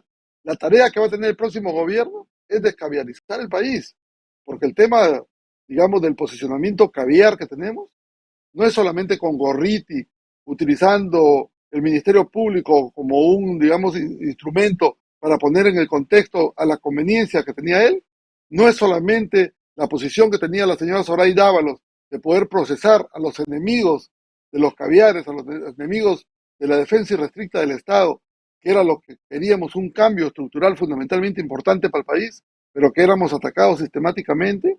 No es solamente poder, digamos, decirle a la ciudadanía la manera como operaba, digamos, este sistema que tenía el Grupo de Puebla y todo un plan orquestado, sistemáticamente instalado, para poder posesionar las circunstancias de las cuales hemos vivido en estos últimos tiempos y que gracias a Dios, con los defectos que puede haber tenido la señora Boluarte, estamos en un proceso de recuperación de la confianza del Estado peruano, pero que es peligroso porque el actuar del Congreso no es un actuar estrictamente responsable en toda su actitud general, sino que ha tenido algunos errores de no hacer, digamos, un control político, que es lo que fundamentalmente está faltando y es lo que ha deteriorado el Congreso, que lo tengamos con un 6% de aprobación. Creo que estas circunstancias son las que tenemos que analizar y son las que tenemos que determinar para el próximo proceso electoral, a la decisión que tenga la población de qué es lo que tenemos que elegir, hacia dónde tenemos que ir para que el Perú pueda cambiar, hacia dónde tenemos que ir para que el crecimiento económico del Perú realmente nos pueda dar la garantía que el Perú está en una posición favorable, positiva, en la oportunidad de generar trabajo para nuestros jóvenes, que son aproximadamente entre 600 y 650 mil que salen año a año, pero que con un crecimiento económico del 2%, 2.5%, no llegamos ni a 250 mil, creo que hay una deficiencia. Y sobre eso hay que hacer planteamientos y hay que descaviarizar el Estado, que es lo más importante. Manuel, quería preguntar, cuando nosotros acá en el programa en varias oportunidades y en varios programas hablamos sobre la corrupción y hablamos sobre el proceso de regionalización que realmente está muy venido a menos y que debería ser cambiado, siempre nosotros hablamos de los gobernadores corruptos, hablamos de ese sur peruano que cuántos de estos gobernadores del sur son de ala izquierdista. Entonces, lo que yo quisiera preguntarte, en el caso puntual de Tumbes, si es que sabes, ¿cuántos movimientos regionales tiene inscrito la región de Tumbes? ¿Y qué historial, entre comillas, maravilloso tienen los exgobernadores de Tumbes? Para que la gente sepa que no solamente es el sur, también debe haber corrupción ahí en el norte. Bueno, lamentablemente, con la mejor intención, se buscó un tema de descentralización, de buscar que a través, digamos, del trabajo independiente de cada uno de los gobiernos regionales podamos desarrollar nuestros espacios, digamos, geográficos, de oportunidad de trabajo. Y fue ese impulso que vino desde el gobierno del señor Toledo, que prácticamente a un ofrecimiento de campaña le pudimos exigir para que a partir del año 2001 hayan elecciones regionales. Ese principio fundamental fue enmarcado fundamentalmente en el plan de desarrollo regional, con una independencia económica, con una oportunidad de generar trabajo y desarrollo, que es lo que todos quisiéramos. Pero lamentablemente tú acabas de mencionar algo muy cierto. Nos hemos minado a nivel regional y a nivel municipal con estos políticos, digamos, baratos, con estos políticos inciertos en el sistema, especialmente pegado al socialismo o pegado a la izquierda radical, y tal es así que tanto Piura como Tumbes, que es la parte que fundamentalmente podemos enmarcar por mi expertise que he tenido, nos han venido minando la izquierda, con movimientos regionales, izquierdistas, con movimientos regionales donde le hemos venido dando la oportunidad a personas que han sido procesadas por delitos de terrorismo, pero que marcaban, digamos, un tema eminentemente social. Y eso no solamente ha sucedido en Piura y Tumbes, ha sucedido en Lambayeque, en Cajamarca, ha sucedido, acordémonos de Goyo Santos, acordémonos en el caso de Tumbes de Gerardo Viñas, acordémonos en el caso de Piura también algunos gobernadores regionales que en la misma línea, digamos, de izquierda, que se lograron posesionar y que ganaron las elecciones, y que lamentablemente lo que le faltó al gobierno central en ese momento, y que le sigue faltando hasta el día de hoy, es la imposición de la función estrictamente ejecutiva del gobierno central. El gobierno central tiene que ser el padre, digamos, de la criatura, de poder exigir a los gobernadores regionales un buen manejo en la ejecución presupuestal. Ese buen manejo en la ejecución presupuestal no se ha dado, no solamente en el norte, no se ha dado en el sur, no se ha dado en el centro, no se ha dado mayoritariamente en todo el país. Y estos personajes siniestros, como el señor Martín Vizcarra, como el señor Gerardo Viñas, como el señor Wilmer Dios de Tumbes, son los que de una manera estratégica se posesionaron, lograron una ubicación importante políticamente, y en esa posición importante en el aspecto político, en la parte económico, en el aspecto ejecutivo, hicieron a diestra y siniestra lo que quisieron con los recursos económicos. Recordemos que hay varias regiones del país que reciben canon y reciben sobrecanon. Esos recursos son ajenos al presupuesto nacional de la República, son ajenos al presupuesto que reciben por parte del gobierno central, pero son los que deberían dar los resultados a la buena, digamos, actitud de poder generar oportunidad de desarrollo en nuestro pueblo. Y eso no se ha dado, definitivamente. Y sobre eso tenemos que empezar a hacer análisis profundos, porque no solo es el sur, es el norte, es el centro, es el propio Lima, que tiene estos personajes izquierdistas, socialistas, que son lamentablemente una pandemia, creo yo, lamentable y gravitante para el desarrollo económico de nuestras regiones. Y sobre eso tenemos que enfrentar en este proceso de descentralización desde el gobierno central actitudes que vayan en el marco del mejoramiento de la ejecución presupuestal y actitudes que vayan desde el marco de la obligación de pedirle y exigirle al Ministerio Público, al Poder Judicial, que en actos de corrupción sean mucho más ágiles. No es posible que tengamos procesos de investigación en actos de corrupción que duren 8, 10, 12, 14, 15 años. Eso es imposible. Eso no hay que permitirlo. Y eso hay que empezarlo ya no a pedir, sino a exigir. Porque creo que esa es la única forma que nos puede garantizar que esto pueda tener un cambio estructural que realmente pueda darnos mejor oportunidad a todos los peruanos, desde las regiones, desde los gobiernos locales y desde el gobierno central. Señor presidente, en la otra entrevista que tuvimos este año, le hablé de el proyecto Puyango-Tumbes. No avanza. Igual sigue paralizado. Pero hay una palabra que acaba usted de utilizar. Hay que estar preparados. ¿Está Tumbes, Piura, preparado para el niño que se viene? ¿O vamos a tener, como ahorita vemos, sabiendo que cuando ha habido lluvias viene el famoso mosquito y nos arrebatamos con el dengue? Hay más de 300 personas muertas por el dengue. Se están limpiando los canales, se está, ¿cómo se llama? Descomatando en los ríos. Por favor, usted es tu vecino, porque mis amistades que tengo en Piura me dicen, electo, no hay nada, títulos que le van a dar, que sí, no se ve ni una maquinaria metida limpiando lo que deben hacerse. Los cauces. Los cauces. Por favor. Cauces. Bueno, realmente ahí tenemos un problema bien profundo y de mucha reflexión. Especialmente, y creo que con Fernando en algún momento lo conversamos, el gobierno sigue centralizando su acción ejecutiva. Y mientras el gobierno siga centrando su acción ejecutiva, seguimos postergando la oportunidad de que en este proceso de un posible niño podamos estar preparados para enfrentar ese posible niño.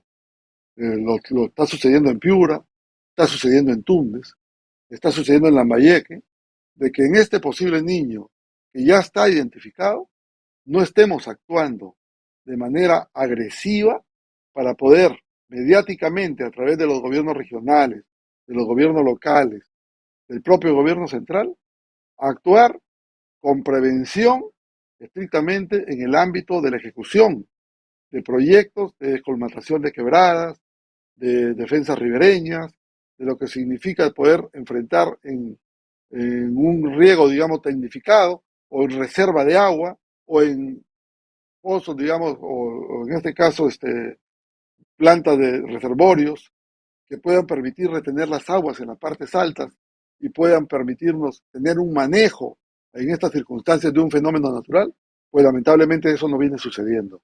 Yo solamente puedo poner en el contexto dos temas propuestos y dos temas que sistemáticamente venimos todavía esperando el compás de la ejecución por parte del gobierno central. Tenemos aquí la única irrigación a gravedad que tiene Tumbes, que riega aproximadamente 6.500 hectáreas.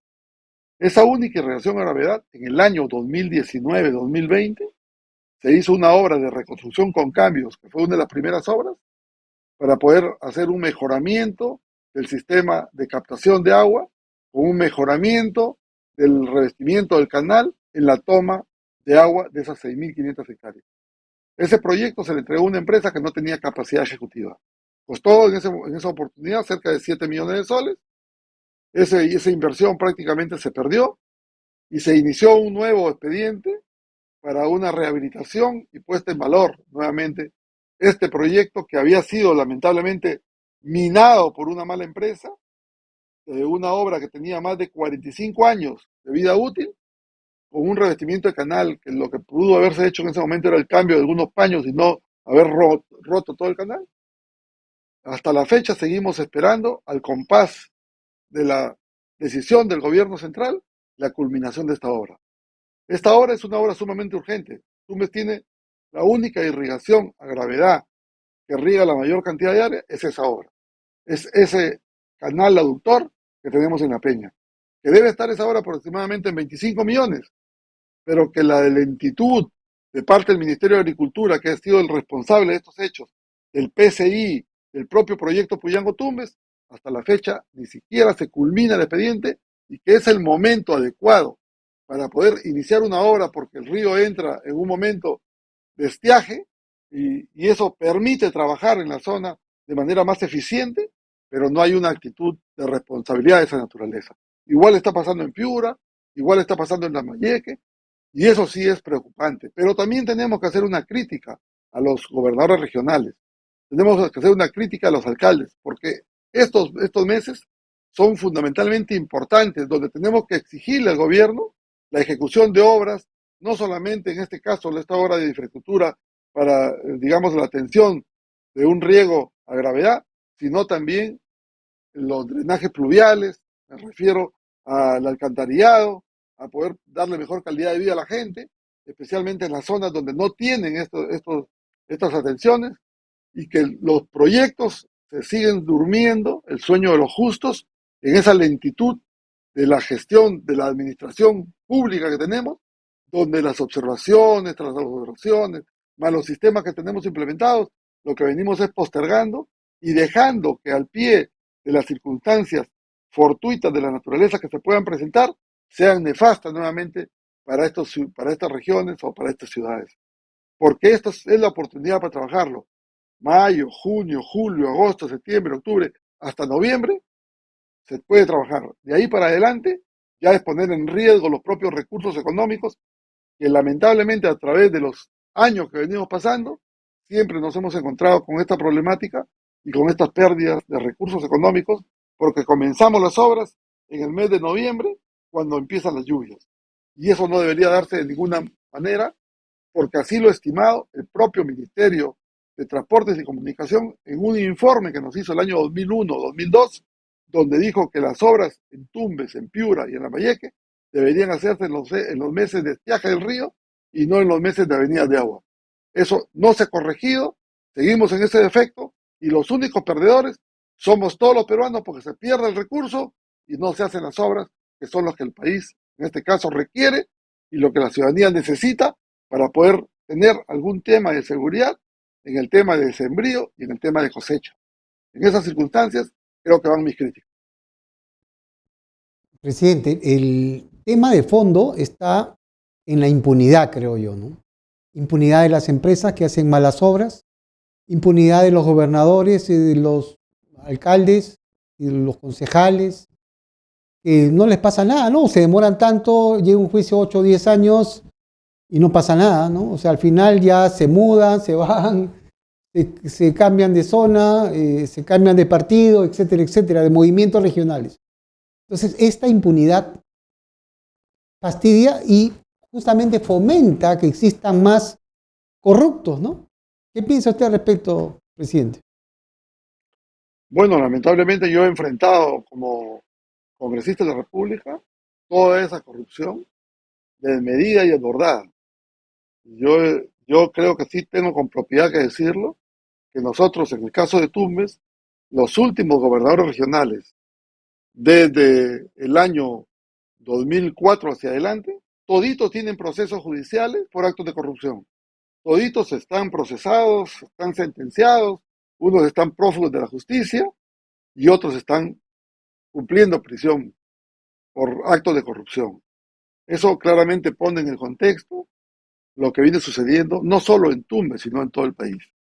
Y sí creo yo que es importante exigirle y pedirle al Ministerio Público del Poder Judicial que las investigaciones por los actos de corrupción, donde la participación de la propia Contraloría General de la República sea mucho más agresiva, sea mucho más principista, que se actúe no esperando que ese gobernador que cumplió una función nefasta para un gobierno regional vuelva a salir reelecto en el periodo siguiente y cuando está en funciones se inicien sus procesos de investigación para contubernios que nos dan malos pensamientos de actos, digamos, de acomodo o de actos de corrupción para poder hacer que estos hechos se sigan postergando y que sus sentencias que están pendientes culminen hasta el próximo mandato donde está culminando su próximo gobierno. Creo que en esa misma línea, lo digo en el aspecto de Piura, lo digo en el aspecto de Cajamarca, lo digo en el aspecto de Lambayeque, lo digo en el aspecto nacional, porque yo he tenido la oportunidad de visualizar y de alcanzar y de poder acompañar actos de fiscalización, de actos de corrupción de esos gobernadores regionales que en algún momento les deslumbraron lo máximo, como sucedió con el propio Vizcarra. Recordemos que lo lleva en su plancha presidencial el señor Pedro Pablo Kuczynski, porque era un expertise en el tema educativo, que había desarrollado la educación en Moquegua, cuando en realidad lo que había hecho es coger el expertise de la corrupción, que fue claramente y evidentemente puesto en manifiesto desde el aeropuerto de Chincheros y luego como presidente de la República, donde sus actos de corrupción que el día de hoy se están poniendo descubiertos siguen caminando a paso de tortuga. Como decimos nosotros como el cangrejo, un paso para adelante y dos para atrás.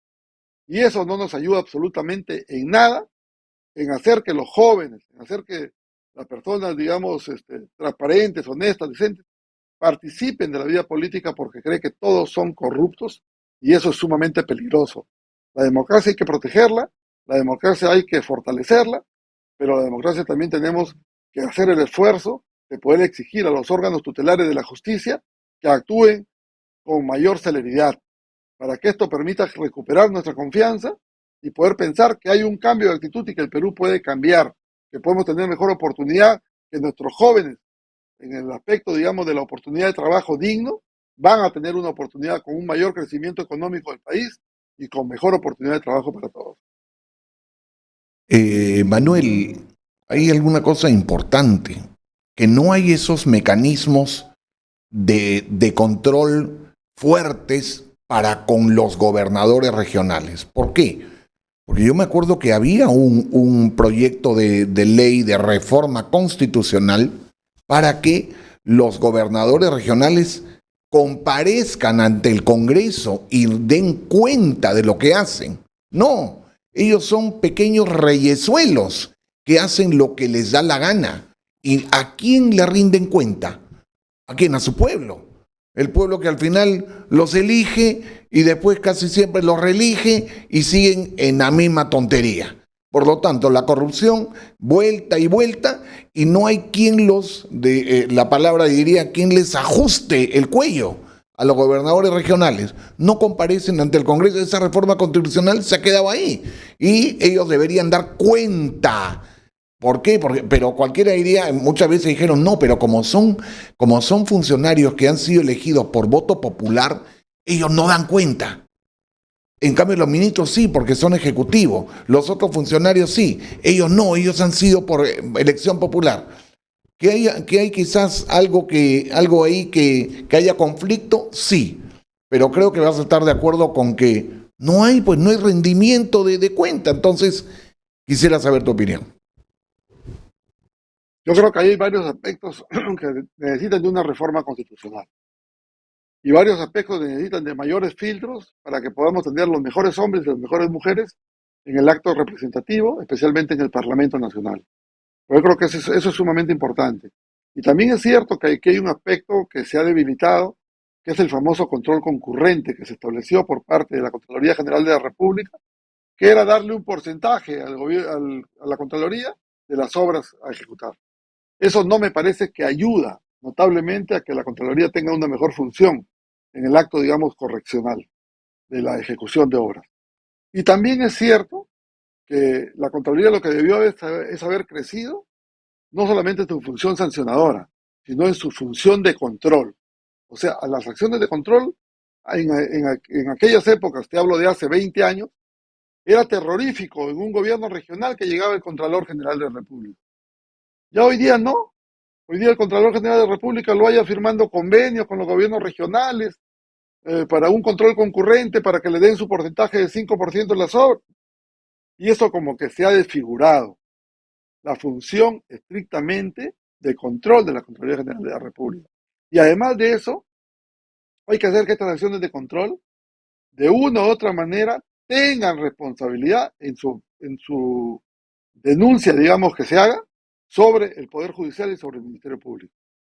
Si hacemos que estas acciones de control sean inherentes a su función de las denuncias que se hagan por actos de corrupción, creo que la cosa notablemente va a mejorar.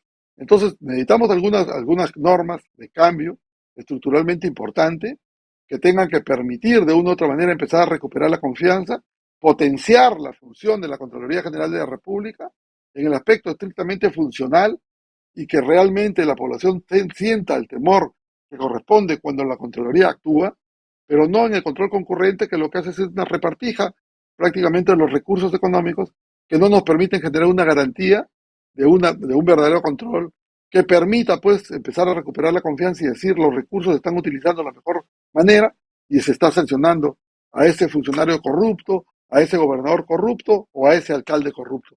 Eso creo que hay que trabajarlo de una manera más directa, que creo que de esta forma sí vamos a recuperar un poco de confianza y vamos a encaminar la función que estrictamente debe tener la Contraloría y la responsabilidad que debe tener el Ministerio Público y el Poder Judicial, que son los órganos tutelares en el aspecto, digamos, justiciable. Creo que sobre eso hay que dirigir nuestros esfuerzos, especialmente desde el Parlamento Nacional. Tener una mejor calidad de congresistas para poder tener los filtros suficientes para que cualquiera no llegue al Congreso, que sea estrictamente, digamos, valorado, que sea estrictamente analizado, que sea estrictamente determinado. Y eso sí yo creo que empieza a mejorar las circunstancias de la gobernabilidad y empiezan a mejorar las circunstancias de la confianza, que es la que hemos perdido el día de hoy con gran parte de la ciudadanía. Sí, Perdón. sí. Fernando, nomás, disculpa. Sí, no. Estamos entrando, o mejor dicho, está saliendo ya la Junta Directiva del Congreso. Entramos en julio a una elección y se está hablando que los fujimoristas están ahora con el lápiz, que cómo va a ser eso, pero el detalle es que se tiene que elegir una nueva junta que maneja el Congreso. ¿Qué va a pasar? Por la experiencia de congresista y de presidente, por favor, ilumina un poco a nuestros oyentes de lo que va a pasar y lo que está sucediendo, porque yo entiendo, como buen demócrata, que podemos llegar a acuerdos, pero hay acuerdos pues que no se deben dar, pero se dan. Adelante. Contra la natura, prácticamente. Bueno, primero, que es una pena tener que hacer este análisis como ex presidente del Congreso. Y digo, es una pena porque tú empiezas a mirar los últimos acontecimientos que se han dado en el Parlamento y ves que para el reemplazo de una mesa directiva por una renuncia X, no tienes uno o dos candidatos compitiendo, tienes 4, 5, 6 candidatos compitiendo. Y eso es un resultado nefasto al final de la candidatura. ¿Por qué es un resultado nefasto? Porque vas a una elección con 5 o 6 candidatos, no en una articulación responsable entre los partidos políticos, entre los movimientos que están en el Parlamento, de poder seleccionar a sus mejores hombres, a sus mejores candidatos, sino que hay una diversidad de candidatos y al final, en el tema de la manera sistemática con que se elige la mesa directiva del Congreso, termina con 2 candidatos, como ha sucedido últimamente en las elecciones presidenciales, que tienes 14, 15, 16 o 20 candidatos y por la decisión final, los 2 candidatos que no consiguieron los votos suficientes para ganar en primera vuelta, van a una segunda vuelta. Y tienes que elegir sobre esos 2 candidatos. Hoy en el Congreso está pasando estrictamente lo mismo. O sea, vamos a tener, y yo estoy casi seguro, que por lo menos vamos a tener 5 o 6 o 7 candidatos a la presidencia del Congreso, donde tenemos 11 grupos políticos, creo, si no me equivoco. Y sobre esos 11 grupos políticos van a quedar 2 finalistas. ¿Y esos 2 finalistas quiénes serán? Los que tienen los votos del fujimorismo, que son 24 votos que van en bloque. De repente, posiblemente los que tienen los votos del lápiz que van en bloque. Pero sobre esos 2 finalistas tienes que decidir uno. O sea,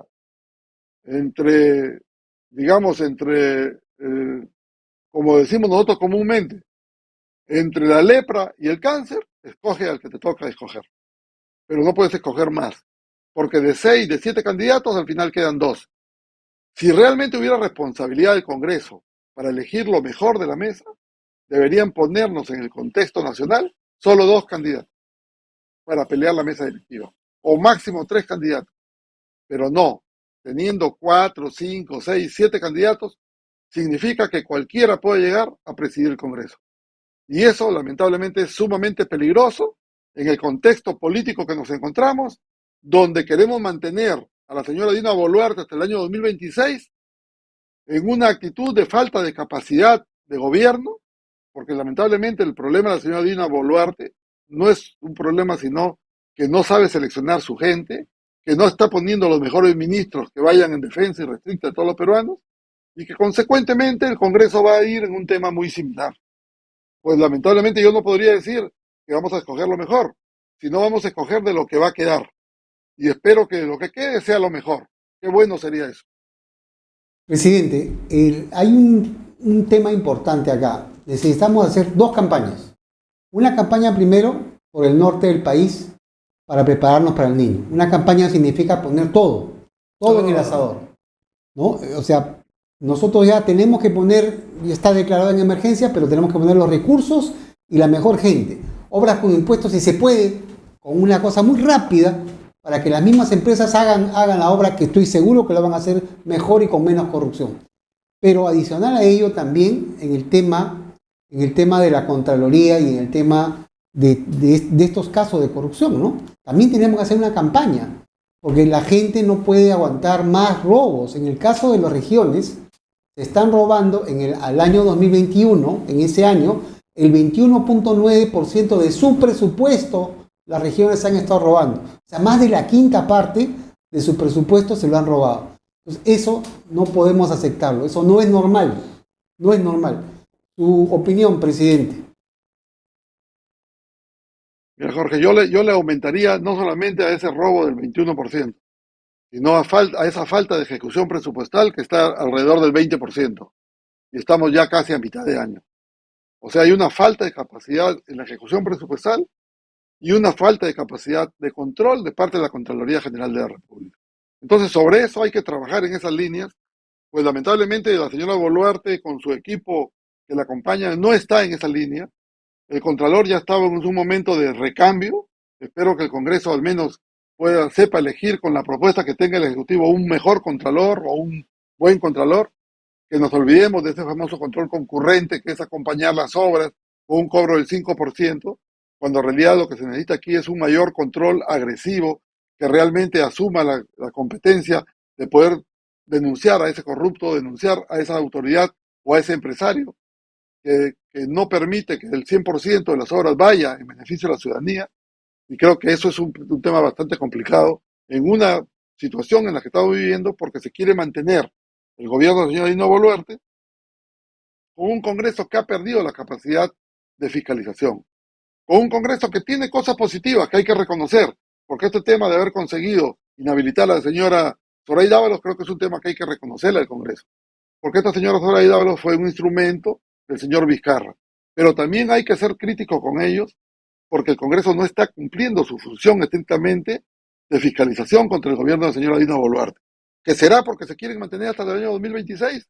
Podría ser, pero creo yo que ellos tienen que entender que mientras mejor fiscalización le hagan a la señora Dina Boluarte, mayor favor le hacen para que ella se pueda mantener hasta el año 2026.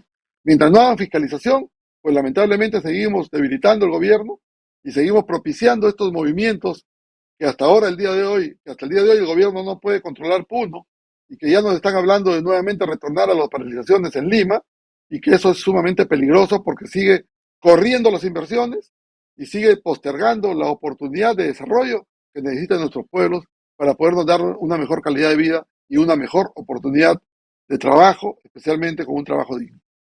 Y creo que sobre eso hay que trabajar. Esperemos que la señora Dina Boluarte entienda y comprenda que en gran parte esta situación le corresponde con mucha responsabilidad a ella en los cambios ministeriales que tenga que dar, que realmente sean los mejores hombres y mujeres, y en el Congreso de la República, de donde vea que estos cambios no se den, haga un control político y censure a esos ministros para que se hagan los cambios correspondientes. Presidente, para su despedida, por favor, y agradeciéndole sinceramente a nombre del programa, electo Francisco y quien le habla, ¿no? La amabilidad que ha tenido, sabe que está ocupado en algunos temas, ¿no? Pero nos ha dado su tiempo para estar con nosotros y con nuestro país. Presidente, su despedida, por favor. Mira, bueno, yo termino nuevamente agradeciendo la oportunidad que me han dado de estar con ustedes. Aprovecho la oportunidad para poder ampliar mi saludo correspondiente al Día del Campesino, que hemos pasado recientemente esta semana que estamos, digamos, comenzando. Me refiero al día 24 de junio, para que nos dé Dios la fortaleza de poder recuperar la confianza y que le dé la viabilidad y le dé la habilidad tanto al Congreso de la República para poder entender que la función estrictamente fiscalizadora de ellos es lo que nos puede hacer recuperar la confianza, y al gobierno que la ejecución de los recursos económicos a través de buenos ministros y la actitud de participación de sus ministros son las que nos van a ayudar a que se reposicione el Perú realmente como corresponde, puedan ellos viabilizarlo y realmente nos puedan dar esa tranquilidad que queremos todos los peruanos para salir adelante. Un abrazo, que Dios me los bendiga y un feliz día a todos los campesinos del Perú que nos están escuchando en esta noche. Presidente, Gracias. muy amable. Adelante. Hasta el próximo lunes, ¿no, electo? Sí, ya hasta el próximo lunes porque Muchas estamos gracias. a 2 minutos. Ya creo. en el próximo mes, otro mes más. Muchas gracias, presidente. Un abrazo a la distancia. Un abrazo. Adelante.